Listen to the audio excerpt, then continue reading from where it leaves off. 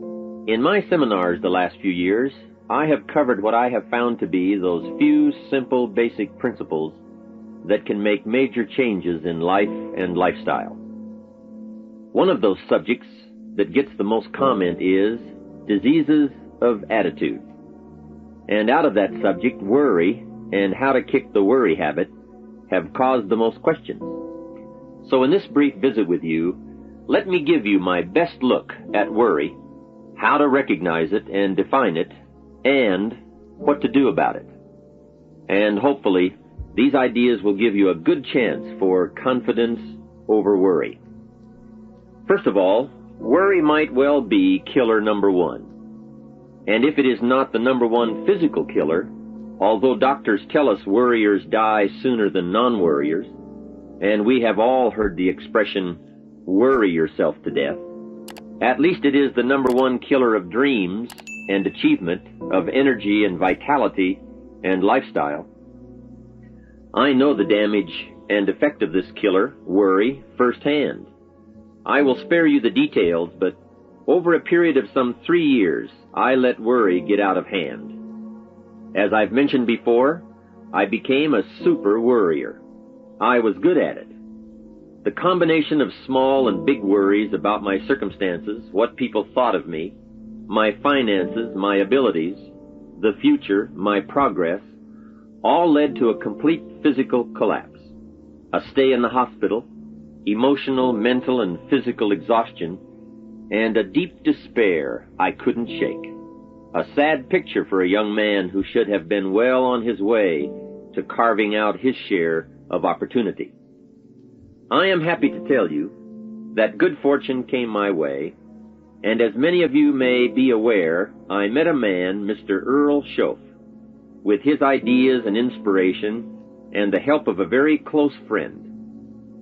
I worked my way past the minefields of worry and disaster and out into the clear air of mental sunshine. And if I did it, anybody can do it. I'm not saying it's easy. It took me almost a full year to kick the worry habit. It took practice and much effort, but it was well worth it. Remember, don't ask for the task to be easy, just ask for it to be worth it. Don't wish it was easier, wish you were better. Don't ask for less challenge, ask for more skills. Don't ask for less problems, ask for more wisdom. It's the challenge that makes the experience.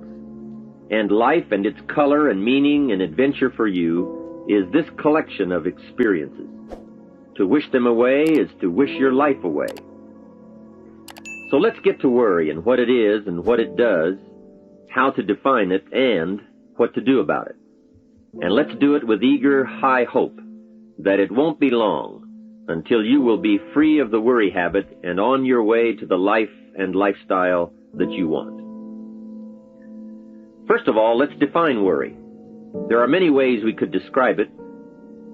Worry is fear painting pictures in your mind. And if you watch that mental movie too long, you get a false picture of how things really are. Worry is a mental broadcasting station, and more often than not, it is false or at least distorted propaganda. Worry has that sneaky way of stopping short of giving you all the facts. Worry is often the trickery of mentally filtered facts on the negative side and the bold declaration that these are all the facts. Worry has the mental audacity to suggest that the elevator only runs one way, down. Many times worry is a 5-alarm bell for a wastebasket fire. And worry is a depletion of constructive emotion. It's wasted mental energy. It's like letting the starter run the battery down when the car won't start. And worry is most often a lack of all the facts, a lack of full understanding, a lack of total information, and an unpreparedness of ability, knowledge, talent, courage, faith, and all the other virtues. That should give us a better definition of worry, and remember, left unchecked, it can become like a mad dog loose in the house, and the sorrow and pain and regret is too large a price to pay not to do something about it. and to do it now. So much for what worry is. The next question is, what can I do about it? What is the first step? My best advice on this is to first recognize worry for what it is, admit what it does, and then decide you now want to be free. It first starts with decision on your part. And may I add, well, you should decide. Why let worry continue to take money out of your pocket and bank account? Why let worry any longer keep you from becoming all you can be? Why let it rob you of better friendships, better business, better profits, better results, better communication, better family relations? Why impose your worry on others any longer? It's a burden you can get rid of and a monkey you can get off your back. Why not be rid of those sinking, nagging feelings that all is not going to be well, that you can't do it, that it won't work out for the best? Worry is undue concern that takes up too much of your mental and emotional time. Now, we must all be concerned. Hey, life is no joke except to the jokers. Life and how to live it is a serious matter. It is risky, full of peril, and there are constant threats to the good we want and to the pursuit of happiness. However, it is undue concern, or concern that takes up too much mental time, that begins the harm. It's like a family planning a wonderful trip. While they certainly should be concerned about the condition of the car, the tires, and making sure they pick the proper route, it would be foolish to allow themselves to be completely turned negative with the thought that they might crash and kill the entire family. If that were the case, even if they went, the entire trip would be turned into one nightmare of fear with the specter of chaos looming around every curve, rather than enjoying the wonderful trip they had planned for themselves and their family. A lot of people do that with their entire life.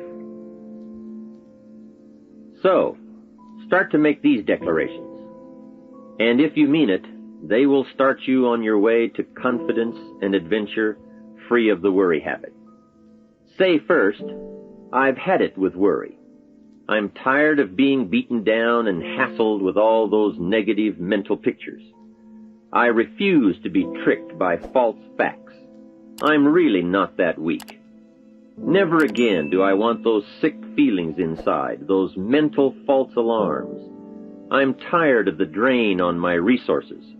I'm tired of the embarrassment of the lack of confidence. I don't want people, especially my family, to see me in this state anymore. I've got more to offer. I refuse to let my life be short-circuited any longer by letting my mind run wild with a distorted view of the facts, whether I bring it up or if it comes from someone else. Prove it to yourself. Think back over all the things that you worried about, all the fantastic, catastrophic events that your well-meaning advisors had told you were going to happen. Be pleased that none of them ever happened to you, or else you would not be alive today. 90% of the things you worry about never happen anyway. All of us have had these well-meaning advisors who want to appear larger in the eyes of those they wish to advise, and who immediately rear back and describe every single bad option they can think of that might possibly happen. By the time they have finished, the one who has come for some confidence and some help wonders why he even bothers to live anymore. And the fact is, those things are never really going to happen anyway. Bring to question now what your mind tells you or what others tell you, and pledge not to go for false alarms. I've had it is a good beginning. This first step will start you arguing with your worry thoughts. Soon you will start to examine your fears and worries to see if they are valid, and you won't let your mind play those mental tricks any longer. It is possible to destroy any emotion you have, including worry and fear, by a very simple process, and that is, analyze it to death. Drag it out on the table and look at it. Weigh it against all of your past experiences. Make sure this one can stand against all the past facts you have. You will now start to use worry instead of letting worry use you. It's a beginning, being in control instead of out of control.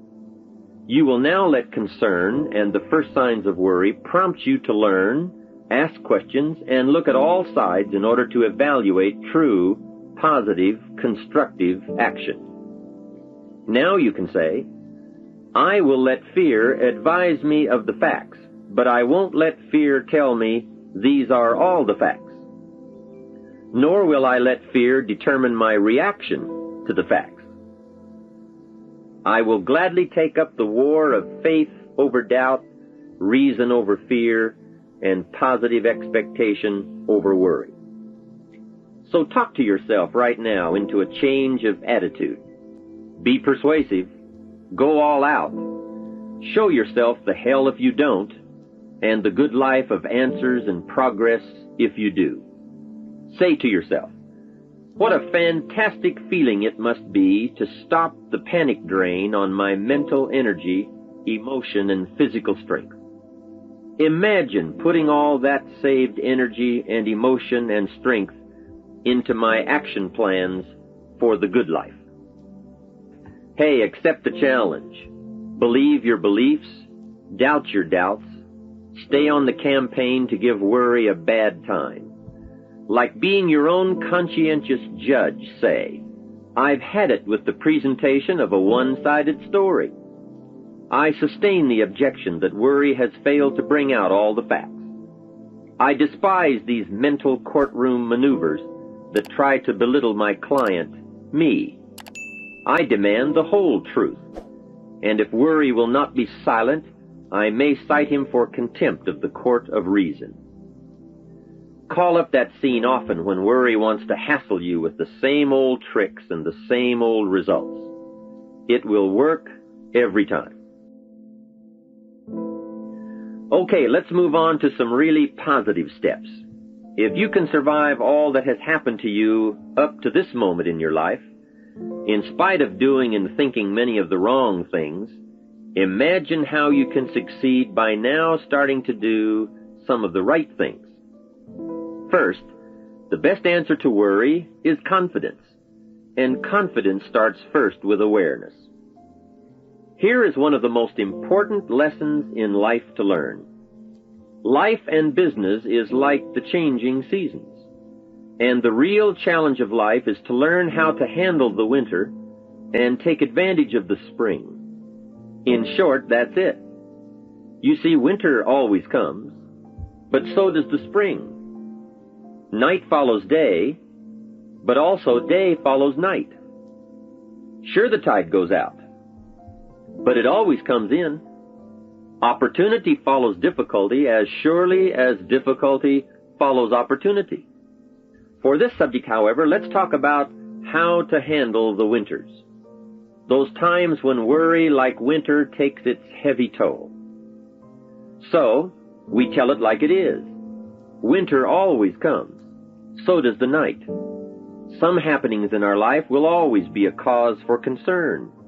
And sometimes concern turns to worry, and worry turns to fear.